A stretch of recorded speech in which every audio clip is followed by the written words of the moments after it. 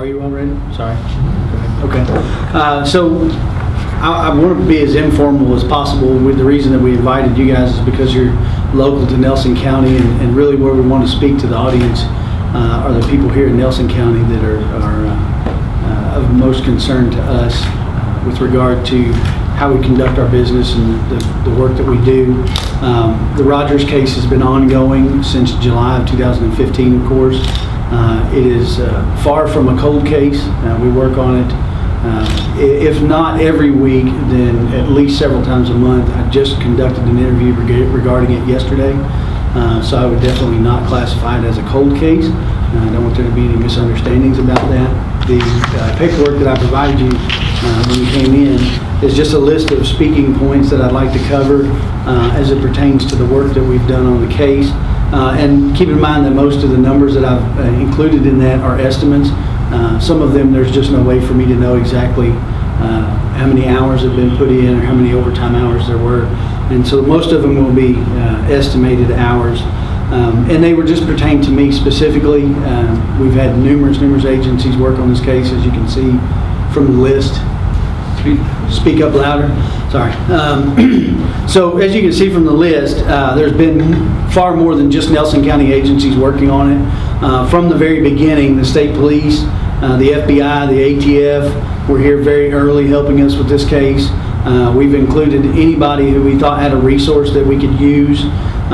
You can see that on my list there I've included some of what they did just by way of context. The Bardstown City Police Department provided us an evidence collection person that they had that worked for them at the time, as we didn't have that capability as far as an individual that was solely responsible for that. The Louisville Metro Police Department provided us several different services throughout the investigation and continue to. Anytime that I've called any of these agencies that's listed on here, they've been more than willing to come and help in any way that they can in processing evidence and sending stuff to the lab. The FBI has provided us resources as far as their lab in Quantico and having things tested. The state police lab, of course, is the lab that we use most generally for our evidence, and so most of our evidence has been sent to them for testing, and then if it needed further testing or something outside of their ability or the time frame that we wanted to get it back in, we have employed a couple of private labs regarding that to get things done more quickly than they were able to do. You'll see there that I included an approximate number of search warrants. I say that only because I don't know how many have been done that other agencies have conducted that may be related to this case in some way, form, or fashion. At last count that I had specifically conducted 72 search warrants related to this case. Now, not all those are for properties. Some of them would be for records from different corporations and those kinds of things. But those are search warrants that specifically I or someone for the Sheriff's Department typed up, somebody from the Commonwealth Attorneys typed up, and we served on that particular entity to get those records or to search a particular property. So the agencies that I listed there are some other ones. I specifically contacted most of them and asked them if they mind to be listed. Some of them did, some of them didn't, so I'll just say that there were other agencies that are not on that list that have helped us in the case. And I'm sure that I left off an agency or two that in some way provided information. We routinely get calls from other jurisdictions saying, hey, we heard this, or we had somebody say this, or we heard something in the jail, with information for us to follow up on. So it's not an exhaustive list of individuals that have been involved in the case by no means whatsoever. I can tell you that the state police and the FBI and the Jefferson County Sheriff's Office all at one time or another have dedicated an individual or individuals to this case on a long-term basis. You're aware that the FBI conducted polygraphs for us here at the Sheriff's Office for roughly 14 days or so, and then he returned another time to do that. They've been more than willing to do that anytime we've asked them to do it. Of course, the state police are always working with us on any cases that we ask them to work with us on. Specifically in this case, they assisted us with some interrogation interviews and those kinds of things. The FBI lab, as I said, has tested some of our evidence for us. and continues to do that as we consult with them and sending it to them to Quantico to get tested for something that may or may not be outside the scope of the state police's lab. I'd like to just ask if you have questions of anything that relates to what's on the list or something maybe that's not off the list, keeping in mind that it is an open investigation, so I may be limited in how I can answer those questions. And I'm sorry, I talk really fast, so that's it. Judge. Yeah, Jonathan, after this past television show that aired, after the first episode, I was bombarded by questions, and the public generally asks these questions. Sure. Don't know the scope, so this is important, I think, for the public to see how much time there's been involved. But for instance, I think the first episode showed where the car that was found on the Bluegrass Parkway wasn't gone through or sent to the lab or whatever it is. Sure. And so I think this is important for the public to know that since I've been judged 25 years now, I've sat through some of these first 6 months, 10 months of this investigation, and I want to compliment yourself. I know you ate, slept, and breathed this case for at least a good year and a half, 2 years, and probably still coming up every so often. And Eddie Madden, the sheriff at the time, did likewise in many respects. And so I think it's important the public know you guys are not just and I think the story portrayed you guys as some country sheriff's department that didn't know what they're doing. But as it's evidenced here, I want to thank you for your continued. I appreciate it. And the fiscal court has and I told Eddie this at the time, and I told Mike this now. We've always tried to provide you with whatever you need financially. And I know it's election time, and some of these candidates gets a little involved in the politics of this particular case. But we're here, fiscal court is here, and continue to be here for your needs. Appreciate that, Judge. Thank you. What was the results, or were there any results, or what was the impact of the Oxygen series or the other, besides, and you might want to speak a little bit to how they portrayed how the car was processed, but even, I mean, it was 6 hours, and I don't think you watched the whole thing, but just from what you know of it, Sure. what has been the impact, and what is... Well, actually, I haven't watched any of it, so I'll say that I can't really speak to what was in the show because I haven't watched it. I have gotten a lot of feedback from the community, from outside of our community, from as far away as Missouri, Texas, Arkansas. I've got messages from lots of people. We haven't gotten any actual, what I would consider leads that have been generated by that show specifically. There was... I understand that they made some allegations that we didn't search the vehicle, which is completely untrue. As far as I know, the search that was conducted by their people turned up nothing that was not already known about the vehicle. I can tell you that we used a forensic person that had a background in that did process that car. Now she's expressed that there were some limitations to her ability to process it, but by and large we thought she did a fine job. We sent the evidence that she collected off.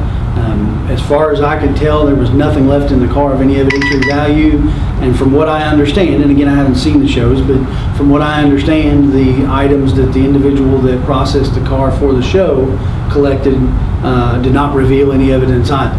So that's really all I can comment regarding that. What about this person that they made the feature of the last one who said that they had some information and they led them to a building in White Mills that wound up being caught on fire? Are you familiar with that building in White Mills? Yes and no. I've not been to that location. During my interview with the Oxygen Channel people, which I think was probably among the last that was conducted, they did mention to me that they had someone that they considered to be a confidential informant that had information regarding the possibility that Crystal's body had been put in a building and burned in White Mills, Kentucky. When I asked them for information about that, They did not provide it to me and have not provided it to me. And as best I know, they've not provided that information to the Kentucky State Police at this point either. And so I would refer you back to them as to why they have not given us that information, if it's pertinent to the case, so that we can follow up on that. Do you think you'll find a body? I really can't speculate. I can tell you from my experience as a detective for the last several years and 20 plus years in law enforcement, that what we won't find unless it's been preserved by some unnatural means would be the entire body of Crystal Rogers if she was murdered at the time that she went missing. We may someday find some remains from her if someone hasn't concealed them in such a manner that would prevent us from doing that. If you, can you prosecute this case, make an arrest, or seek an indictment without a body or without physical evidence of remains? Well, I don't prosecute cases. I That's up to the Commonwealth Attorney's Office, and we talk to them pretty regularly.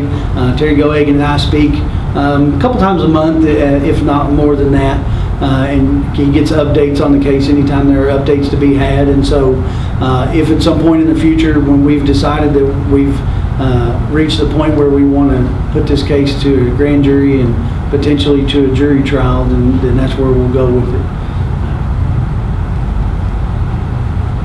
I got more questions, but I don't want to be long.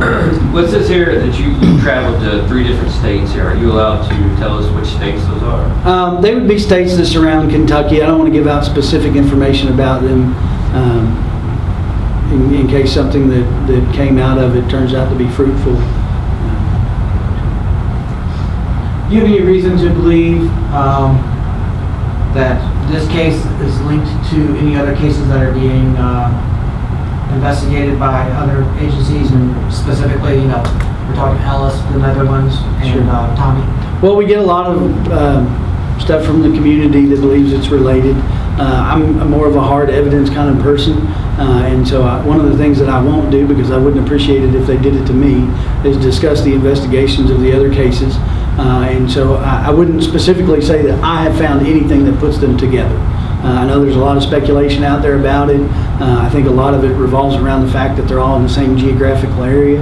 But at this point, I don't have any hard evidence that puts those cases together. What I can tell you is that the state police and I talk regularly. We meet regularly to discuss these cases together. And if at some point we feel like they're linked and we can put something together with them, then both agencies are more than willing to work together to do that.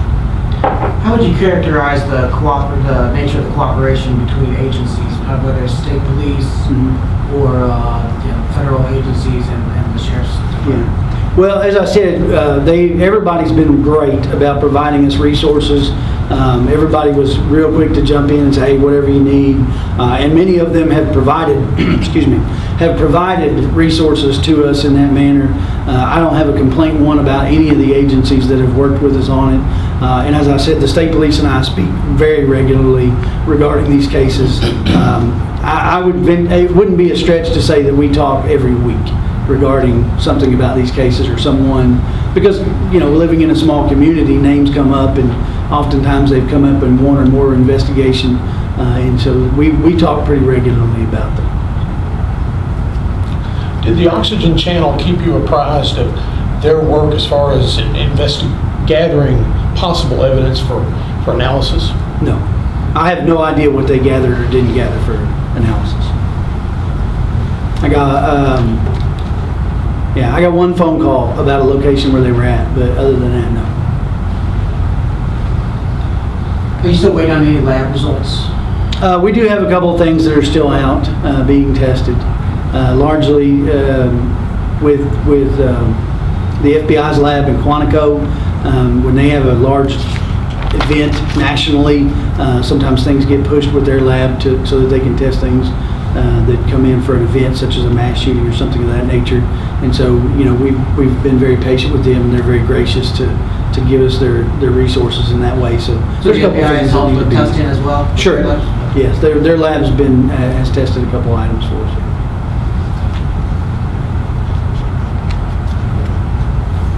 What's it been like for you? going through this? Well, I don't want to talk a lot about it because, really for me, it's more about the Ballard family and what they go through. I'm a cop, been a cop 20 plus years. This is by far the largest case that I've ever worked. I can say that I've never, ever done 70 search warrants in an investigation in 20 plus years. As the judge stated, for the first couple of years, you eat, sleep, drink. This case, as you can see, I put a lot of hours into it, and that only reflects the first year and a half of it. Like I said, the case is still ongoing. I still work on it every week. I don't know that there's a day goes by that I don't think about something related to this case and how we could look at something differently. Consulting with another detective, with another agency, or enlisting the help of someone, calling them up, asking them questions, those kinds of things. So, it has, for lack of a better term, it has consumed a lot of my professional life for the last 3 years. Do you think that you need another detective working on it? I think we have lots of detectives working on it. To say that it's my case is a misnomer. I have employed or enlisted the help of numerous detectives throughout the investigation and continue to do so. So I don't think it's my case. I think it's our case. If another detective came to me and wanted to help on the case, I've not turned them down. Now, of course, we have to be somewhat limited with the amount of information that we give out without having first vetted that individual and making sure that we're not putting ourselves or our case at jeopardy with that. But, we would be happy to and always have been happy to allow someone with fresh eyes to look at the case. Do we need another full-time person to work this case? Yeah, that's the question, really. At this point, unless something else starts happening with it, there's not generally enough work for a full-time person to do, unless they were going to go back and redo the things that I've done in the case or that's been done by other detectives in the case, which is not unusual. We do sometimes do that so that they can make sure that we didn't miss anything, and we're all human and subject to error. But we've had a lot of different sets of eyes look at this case over the last 3 years. So I'm pretty confident that if I had missed something, one of them would not have missed it, and they would have let me know about it, and we would have followed up on it. And yet, you're a captain now, you're still the lead investigator on the case? Yes, even though I've been promoted, I've maintained this case. In some of the other cases that I have in court currently, I'll stay on that case until they've, come to an end in the prosecution. I was curious, during the series, and I know your knowledge of it is limited because you haven't watched it, but they made a big deal at one point about a box of files that Tommy had been keeping. And they said that they were the first ones to have ever seen it, which would suggest that the sheriff's office never saw any of the notes or results of Tommy's own investigations. Are you familiar with those notes at all? Have you seen those? I have not seen them. When Tommy was alive, he and I would speak quite regularly. Anytime, I feel pretty confident that anytime he had something that he thought was worthy of being checked out, he would at least call me and say, hey, this is what I got going on, or this is what I found out. Now, am I saying that I know everything that's in that box? No. I have not seen the box, have not seen the notes, but Tommy would regularly call me with things that he found out or that he felt like needed to be checked out, places that he was going to go and search and why he was going to go search there. So I don't know that there's anything in there that I wouldn't be familiar with to some degree. I couldn't say that for certain because, like I said, I haven't seen the notes. Did the family ever ask you to look at it? They have not. And did you ever ask them to look at it? I have not, no. With the changes coming soon to the sheriff, after the elections, would you see any change happening towards this case after a new sheriff? Well, I mean, there's, of course, with anytime you have a change of administration, there's everything's subject to change at that point. I really don't want to speculate as to what either of the candidates would do if they came in. I don't see this case going away from the Nelson County Sheriff's Department, and I don't see it stopping. I don't see any work that's going on being stopped. Both candidates, as far as I know, have expressed that they would continue to work the case, probably either of them in their own fashion, depending on who they would employ to do that, or how they would employ someone to do it, you know. John, you got a lot of evidence back there. I'm assuming that's Fred Rogers. That's All what's of it, being yes, collected, sir. correct? Is that all the evidence, or most of it, would you say? There are still some things that are out. It's not all of it, but it's the bulk of it, yes. Any idea how many pieces? Yeah, I think I put it in there. Yeah. 172 items thus far. Okay. Now, that would be what we've collected or what someone has collected on our behalf and given to us. You know, there are some things, for instance, the FBI did some forensic collections for us during some of the searches, and we don't have those. When they collect that evidence, they would send that for testing, and then they would advise us what the test revealed, and they would maintain the custody of that evidence, and they would testify to that at trial. And so there are some items of evidence that we don't maintain that other agencies might maintain. But everything that we have is either stuff that we've collected, that have been collected by someone else and given to us. Of that, of all those 172 pieces, what would you say was the majority of it collected shortly after her disappearance, or has it been sort of? Yeah. Well, can you kinda get- as you might remember from the media coverage, we've done a few search warrants on the farm, and so there was evidence collected, you know, in each of those, and they were somewhat spread out. There were a couple, 3 right in the beginning, and then some more later on. So I couldn't speculate as to how long it's been since we collected any evidence, but we've been collecting evidence on the case pretty much all along. I know you haven't seen the series, but what's been the feedback or the vibe you've gotten from the public? Because I think, you know, the nature of the show seemed to call into question the depth of the investigation. What's been the feedback from the public about from people who've seen that show? We got a lot, some positive, some not so positive. Quite frankly, we got a lot from people outside of the Nelson County community that was not positive. That was mostly after the first show aired, the 2-hour season premiere, if you will. Beyond that, we didn't get much after the fact. I think most of it revolved around that first show, and apparently they seemed to indicate that we didn't do our job, and then when nothing came of their investigation, we didn't get much feedback after that. If I could, Jim, echo what he said as far as the public, I get a lot of that public feedback, and you're exactly right. After the first show, most people started to realize that this show is just a show. We didn't get much after the second episode aired. It completely died down almost in my office. Yeah, one of the things that they talked about a lot, you hear it from people out there, a lot of people, and I don't know if they actually made the accusation during the series, but you know, it's definitely implied, and you hear it from other people in the community, that corruption is the reason that this has not gotten solved. And I don't know if you just wanted to respond to just that sentiment. Well, I will tell you that I have heard that rumor a time or two, and I've had a couple of people that I know that approached me about it, and my response is always the same. I don't want to work with corrupt police officers. I don't want to work with corrupt administrators. If someone has some legitimate complaint about something that we did or did not do, or they have some evidence that there's some corruption in the agency, then I have always invited them to call the FBI. I'll be happy to provide that number to them, to call someone with the state police. I'll be happy to provide their phone number.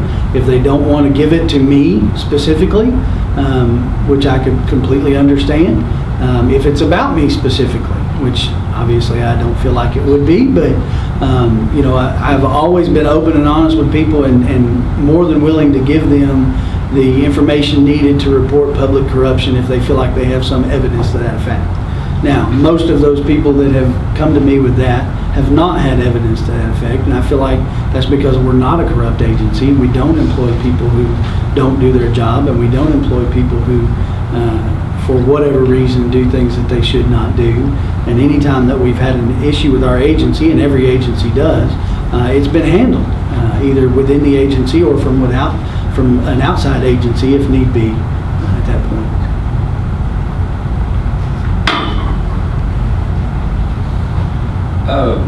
Would you be able to tell us when the last search warrant was conducted?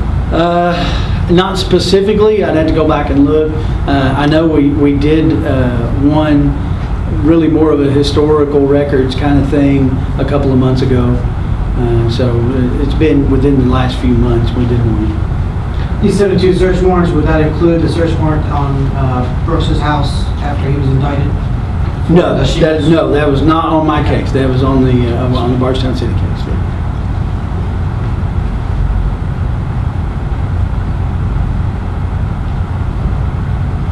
I guess I'll have one last question. Mhm. Just, so overall, what do you think it's going to take to, okay, I got two.